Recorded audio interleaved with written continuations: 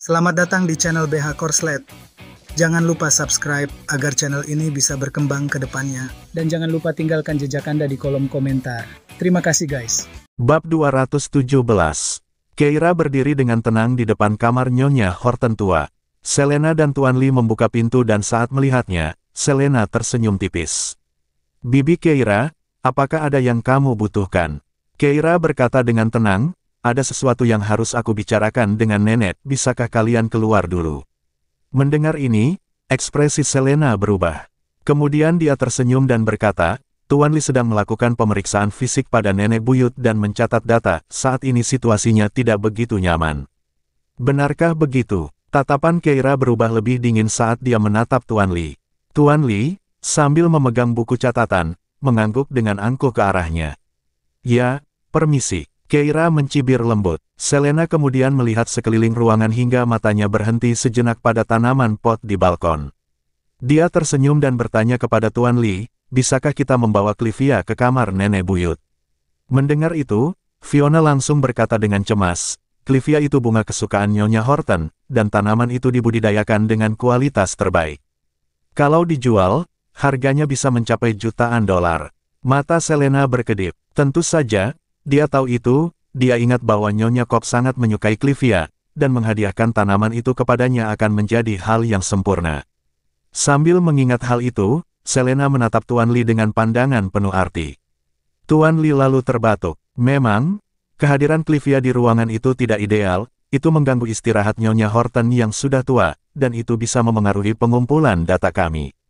Selena segera berkata, "Kalau begitu, mari kita pindahkan ke kamarku dulu." Dengan lambaian tangannya, pengasuh yang tetap tinggal untuk menerima perintah Selena segera pergi untuk memindahkan tanaman. Wajah Fiona menunjukkan ekspresi cemas saat dia menoleh ke arah Keira untuk meminta pertolongan. Keira menunduk, mendapati Selena benar-benar tak tahu malu. Satu pot Clivia, yang tidak berpengaruh sedikit pun pada kondisi nenek, namun dia membuat keributan yang benar tentang hal itu, bukankah itu hanya untuk merampas harta milik nenek?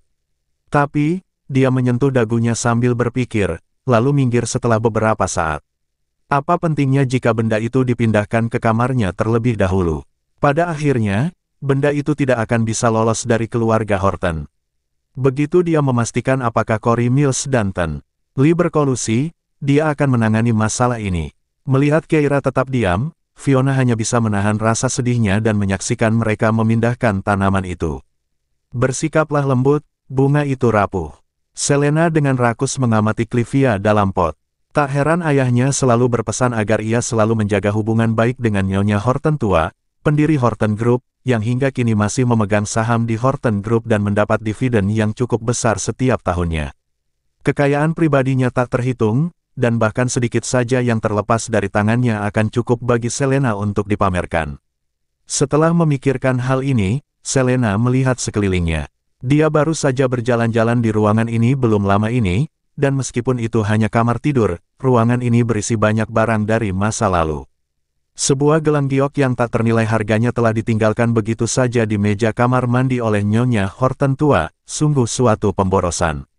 Selena berbicara sambil tersenyum, "Biar aku saja yang membereskan kamar nenek buyut untuk mencegah Tuan Lee merusak barang-barangnya secara tidak sengaja." Dia memanggil pengasuh lain ke dalam, sambil menunjuk barang-barang berharga di dalam kamar. "Ini, dan ini, juga ini, dan ini, bawa ini ke kamarku untuk sementara. Aku akan menyimpannya dengan aman untuk nenek buyut." Keira hanya menyaksikan Selena membersihkan semua barang berharga dari kamar Nyonya tua Horton, sambil berpikir orang ini benar-benar tidak punya pandangan ke depan. Fiona merasa kasihan pada Nyonya Horton tua. "Astaga, itu sungguh, aku bisa menjaganya untuk Nyonya Horton tua." "Kau tidak perlu melakukan itu." Selena menatapnya dengan lembut. "Fiona, aku tahu kamu menjaga barang-barang berharga milik nenek buyut, tapi bagaimanapun juga, kamu adalah orang luar, sedangkan aku adalah anggota keluarga Horton." Setelah mengucapkan kata-kata itu, Selena tiba-tiba melirik brankas Nyonya Horton tua. Ia menoleh ke Tuan Lee, "Apakah brankas ini memancarkan radiasi? Bukankah tidak baik juga jika brankas ini berada di ruangan ini?" Tuan Lee tersenyum. "Demensia pikun sebagian besar merupakan masalah otak. Saya lihat kita punya perekam elektroensefalogram di sini, yang bisa kita gunakan." Sebaiknya jangan menyimpan barang-barang logam seperti brankas di kamar tidur. Selena segera memanggil seseorang, kalau begitu, pindahkan ini ke kamarku juga. Fiona memblokir brankas, Nona Selena, jangan pergi terlalu jauh. Selena berkata, aku melakukan semua ini demi kesehatan nenek buyut. Fiona, sebagai pembantu rumah tangga, apakah kamu tidak ingin dia segera sadar? Atau apakah kamu telah mencuri dari nenek buyut, sehingga kau takut dia bangun? Fiona terdiam karena terkejut. Dia telah bersama Nyonya Horton selama bertahun-tahun, dan ini adalah pertama kalinya dia dituduh mencuri. Dia menatap Selena dengan tidak percaya dan menoleh ke Keira dengan perasaan sedih. Nyonya Keira Olsen, saya tidak. Keira menghampirinya dan memegang tangannya. Aku tahu, jangan khawatir. Dengan air mata yang mengalir di matanya, Fiona berbicara dengan suara pelan.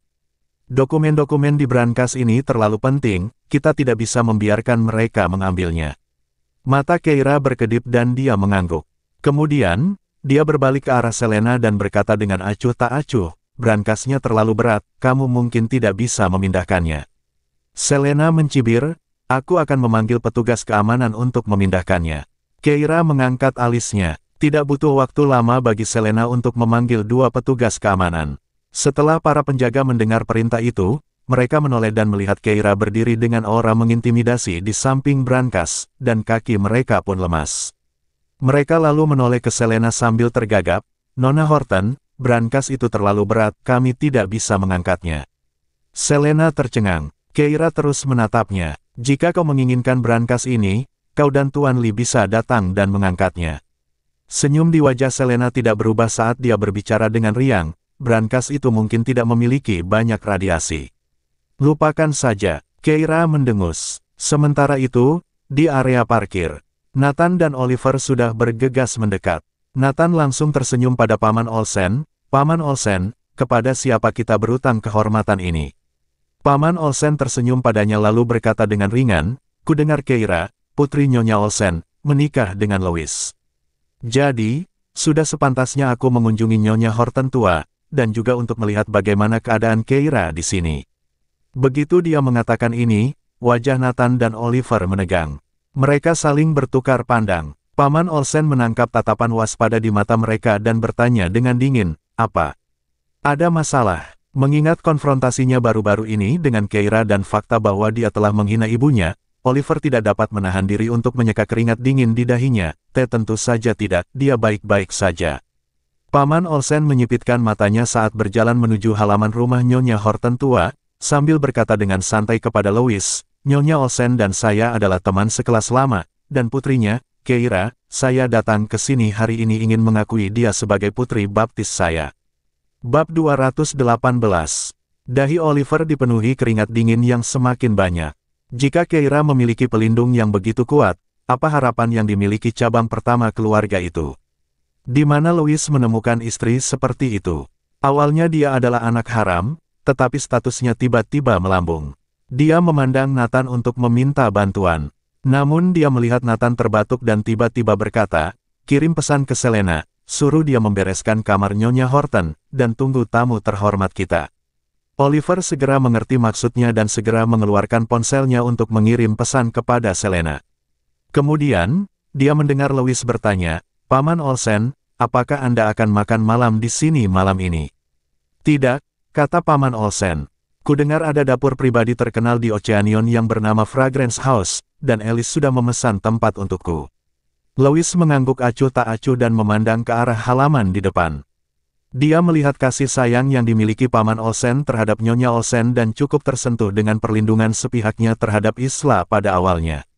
Dia tahu Keira tidak peduli dengan hal-hal ini. Tetapi karena Paman Olsen juga merupakan setengah mentornya, Louis tidak ingin menempatkannya dalam posisi sulit. Jika dia ingin bertemu, biarkan saja dia bertemu Keira. Sekelompok orang berjalan dengan angkuh ke halaman rumah Nyonya Horton tua, dan pada saat itu, Jake sedang sendirian di ruang tamu. Tidak seorang pun memperhatikannya saat mereka berjalan langsung ke kamar tidur Nyonya Horton tua. Ketika Louis mendorong pintu hingga terbuka, pandangan Paman Olsen langsung tertuju ke dalam. Namun, dia hanya melihat Tuan Lee, seorang pria, dan Fiona, seorang pembantu berusia 50 tahun, di ruangan itu. Selain mereka berdua, tidak ada orang lain. Paman Olsen sedikit tertegun dan mengerutkan kening. Louis juga menatap Fiona dengan bingung. Di mana Keira? Fiona berkata, baru saja, Nona Selena mengatakan bahwa obat Nyonya Horton tua itu kekurangan satu bahan, jadi dia mengajak Nona Keira untuk membelinya. Mendengar ini, Oliver menghela napas lega. Pesan yang baru saja dia kirim ke Selena sebenarnya bukan tentang menyambut tamu terhormat, tetapi agar dia mengantar Keira pergi, untuk mencegah Keira bertemu Paman Olsen. Bagaimanapun, ini adalah kediaman Horton. Jika Keira mengadu kepada Paman Olsen dan dia marah besar saat itu juga, apa yang akan dia lakukan? Tentu saja ada kesenjangan antara keluarga Horton dan keluarga Clarence Olsen, belum lagi ketenaran Paman Olsen yang memiliki pengaruh baik di dunia bawah maupun bisnis yang sah. Lebih baik Keira tidak ada di sini. Dia berkata, itu sungguh disayangkan. Namun, Louis mencemooh. Paman Olsen juga menyipitkan matanya, tampak tidak senang saat bertanya, mereka pergi membeli obat. Berapa lama sampai mereka kembali? Sebelum Fiona sempat menjawab, Tuan Lee tersenyum. Obat-obatan yang saya butuhkan di sini cukup banyak, dan mereka mungkin tidak akan menemukan semuanya di satu apotek, jadi akan butuh waktu lama. Paman Olsen mendengus dingin namun tetap menahan amarahnya. Dia melirik Nyonya Horton tua, bertukar beberapa patah kata dengan Louis, dan tanpa berlama-lama lagi, masuk ke mobilnya dan pergi ke Fragrance House. Sementara itu, Keira tiba-tiba ditarik lengannya oleh Selena dan dibawa keluar melalui pintu belakang, lalu digiring ke berbagai apotek untuk mengambil obat. Saat mereka sampai di apotek ketiga, Keira berkata dengan santai, Paman Olsen sudah pergi, bisakah kita kembali sekarang? Selena sedikit menegang. Bibi Keira, apa yang kamu bicarakan? Aku tidak mengerti. Keira mencibir, kopermu itu lebih besar dari koper Isla, bukan? Selena terkejut, apa? Kamu bisa memasukkan lebih banyak omong kosong ke dalamnya daripada yang dia lakukan. Selena, yang tidak terganggu oleh omelan itu, tetap tersenyum hangat. Bibi, aku benar-benar sedang mencari obat untuk nenek buyut. Kalau Bibi tidak mau tinggal bersamaku, pergi saja. Aku bisa pergi sendiri. Keira, tidak ingin membuang kata-kata lagi, berbalik dan meninggalkan apotek.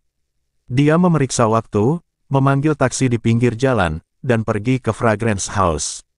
Didorong oleh obat-obatan yang diperolehnya melalui pencurian Tuan Lee, Selena melakukan apa yang diinginkannya dalam keluarga Horton. Keira tahu dia harus menekan kesombongan Selena. Namun, masalah yang paling mendesak adalah mencari tahu apakah Cory Mills terkait dengan pencurian obat oleh Tuan Lee. Jika Dekan Mills terlibat, dia bisa lupakan tentang mempertahankan jabatannya. Dengan pemikiran ini, Keira tiba di Fragrance House.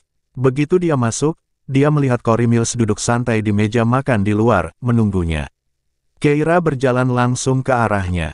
Cory Mills berusia sekitar 40 tahun, dan karir penelitiannya yang panjang telah membuat kulitnya agak pucat, dia agak lebih berat, yang membuatnya tampak sedikit lebih muda. Mills berdiri sambil tersenyum, Direktur Nora, Anda akhirnya tiba. Keira duduk di seberangnya. Mills lalu menyerahkan sekotak obat kepadanya. Ini obat yang kamu minta. Dia juga mengeluarkan dokumen cetak dan menyerahkannya padanya. Daftar tersebut mencantumkan semua kasus yang diterima lembaga mereka untuk dipilih, dengan kondisi kesehatan dasar setiap orang didokumentasikan dengan jelas. Mills berkata, mereka adalah individu yang memenuhi kriteria penyaringan kami, Anda dapat menentukan kandidatnya. Keira menatapnya, Dekan Mills, apakah ada peneliti bernama Lee di Clarence Research Institute? Mills terkejut. Ada beberapa orang dengan nama itu, bolehkah saya bertanya siapa yang Anda maksud? Keira menatapnya tajam, yang berhubungan dengan keluarga Cobb. Tatapan Mills jujur, tidak menunjukkan tanda-tanda berbohong. Oh, maksudmu Logan Lee. Dia sibuk di lembaga penelitian akhir-akhir ini dan baru saja mengambil cuti tahunan selama 10 hari. Melihat bahwa dia sama sekali tidak menyadari situasi tersebut, Keira mencibir. Lalu apakah kamu tahu bahwa dia sekarang berada di Oceanion? Mills terkejut. Apa? Dia ada di Oceanion. Apakah dia di sini untuk berlibur? Aku benar-benar tidak tahu tentang ini. Menyadari ada yang tidak beres, dia bertanya, Direktur Nora, apakah ada yang terjadi? Keira mendengus. Hanya saja seseorang tiba-tiba muncul di Horton, mengaku telah memperoleh slot percobaan, dan sekarang berlenggak-lenggok di sana. Mills tiba-tiba berdiri. Bagaimana mungkin? Slot itu belum tersedia untuk umum, dari mana dia mendapatkannya? Keira menatapnya, tetap diam. Dahi Mills langsung berkeringat dingin. Direktur Nora, saya mengerti maksud Anda. Saya akan segera memeriksanya. Setelah berkata demikian, dia bahkan tidak berani tinggal untuk makan dan bergegas pergi untuk menyelidiki masalah itu. Keira duduk di sana dengan santai. Karena dia sudah di sini, sebaiknya dia tinggal sebentar untuk makan sebelum pergi. Kursinya menghadap pintu masuk restoran, jadi dia makan sambil menikmati pemandangan di luar. Tiba-tiba, sebuah mobil mewah berwarna hitam berhenti di depan pintu. Sesaat kemudian, seorang pria berjubah hitam melangkah masuk. Keira menatapnya dengan rasa ingin tahu. Lelaki itu memancarkan aura tegas, tampaknya berusia 40-an atau 50-an. Kedewasaannya memancarkan pesona terhormat, dia agak tampan. Keira menganggapnya cukup enak dipandang, jadi dia mengamatinya lebih lama.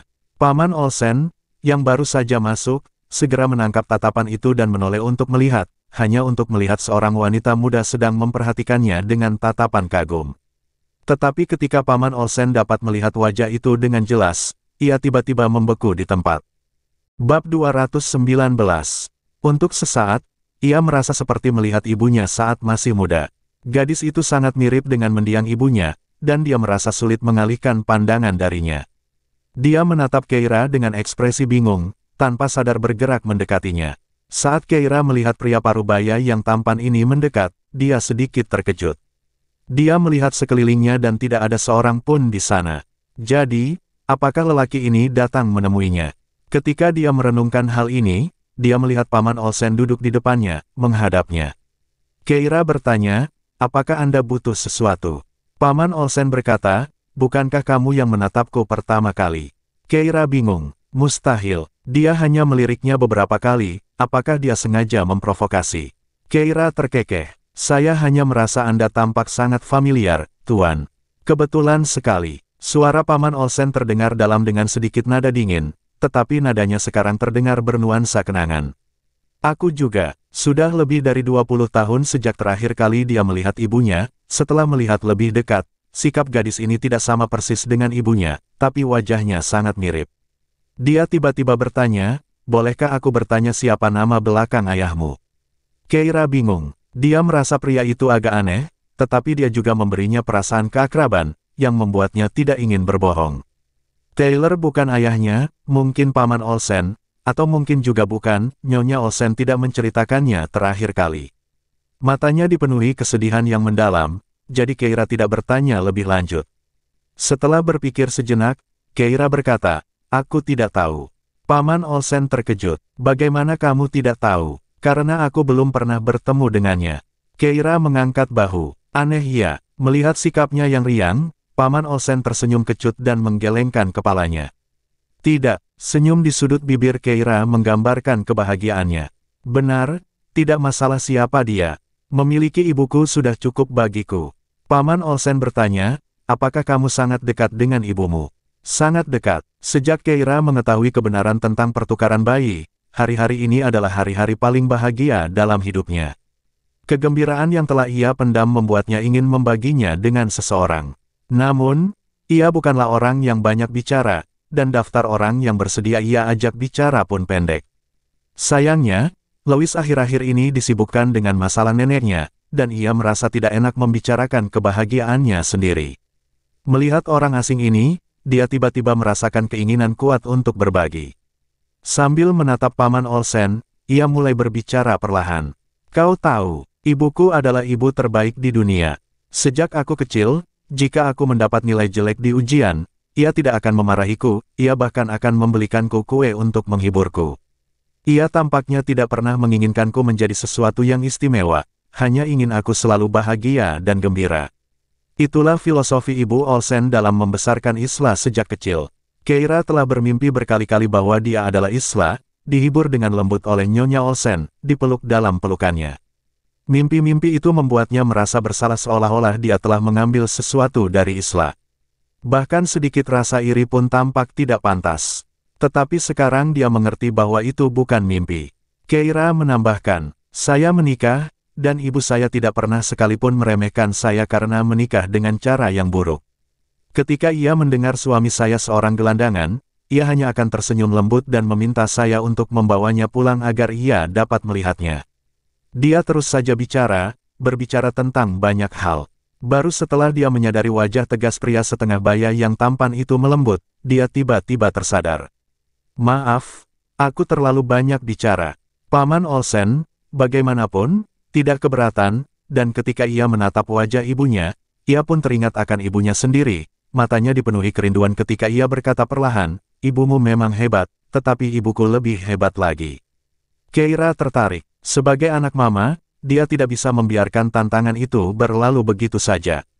Dia menyingsingkan lengan bajunya, tersenyum dengan cara yang sama sekali tidak bahagia. Tidak mungkin, tidak ada ibu yang lebih baik daripada ibu saya di dunia ini.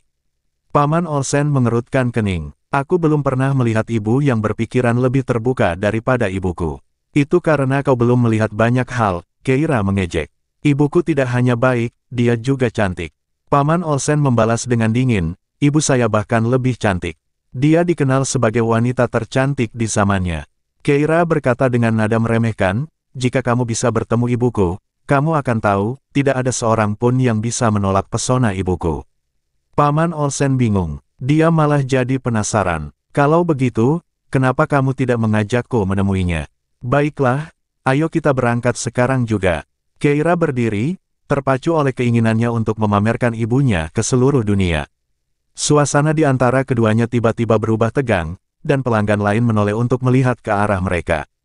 Pelayan di dekatnya, melihat pertengkaran mereka, dengan gugup berusaha untuk menengahi, tetapi kemudian melihat Keira dan Paman Olsen saling berpandangan, wajahnya membengkak karena marah, tetapi kemudian tiba-tiba, keduanya tertawa terbahak-bahak. Keira merasa perilakunya sebelumnya agak kekanak-kanakan, dan juga konyol. Wajah Paman Olsen yang biasanya dingin kini berubah tersenyum, dan dia berpikir betapa konyolnya seorang pria setengah baya bertengkar di sini dengan gadis muda ini. Paman Olsen bertanya, apakah kamu punya rencana malam ini? Keira mengangguk, ya, suamiku akan datang sebentar lagi. Paman Olsen berkata, saya dengar dapur pribadi ini menyajikan makanan lezat, dan saya ingin mencoba lebih banyak lagi. Rasanya sia-sia jika terlalu sedikit orang, jadi bagaimana kalau kita gabungkan mejanya? Keira langsung berkata, tidak masalah. Kamu dari luar kota, kalau begitu aku yang traktir makan malam. Paman Olsen selalu terus terang, dan dia mengangguk. Baiklah, saya akan menerimanya dengan senang hati. Kepribadiannya sungguh menarik bagi Keira, dan dia pun semakin menyukainya, jadi dia melambaikan tangan kepada seorang pelayan dan memesan, bawakan kami semua hidangan spesial. Bagaimanapun, itu adalah restorannya sendiri, dia bisa makan sesuka hatinya. Paman Olsen tidak keberatan tetapi berkata, bagaimana kalau kita tambahkan satu sama lain di WhatsApp? Tentu, Keira mengeluarkan ponselnya, dan mereka memindai kode QR masing-masing. Paman Olsen berkata, saya biasanya tidak menambahkan sembarang orang di WhatsApp. Senyum mengembang di wajah Keira. Sama denganku. Setelah saling menambahkan di WhatsApp, Keira langsung tertawa. Paman, kamu sekarang temanku, jadi kalau kamu butuh bantuan, beritahu saja aku. Paman Olsen memanfaatkan momen itu. Sebenarnya, saya punya masalah yang ingin saya minta saran Anda. Keira bertanya, apa masalahnya? Saya tidak sengaja menyinggung orang yang lebih muda, bagaimana caranya agar dia bahagia lagi? Keira mengusap dagunya sambil berpikir. Pria atau wanita? Seorang wanita muda. Kamu harus memberinya bunga. Keira memutar otak untuk mencari rencana. Yang merah muda adalah yang terbaik. Gadis-gadis suka warna merah muda. Paman Olsen mengangguk. Aku akan mencobanya. Baiklah, kalau dia tidak puas, aku akan memberikan lebih banyak ide untukmu. Kalau begitu, kirim saja pesan kepadaku di WhatsApp. Keira mengangkat teleponnya dan kemudian melihat pesan dari Louis di WhatsApp. Saya di pintu masuk. Apakah Anda di lobi atau ruang pribadi? Keira segera melihat ke arah pintu masuk dan, benar saja, melihat Louis keluar dari mobil. Matanya berbinar dan dia melambai padanya. Bersambung.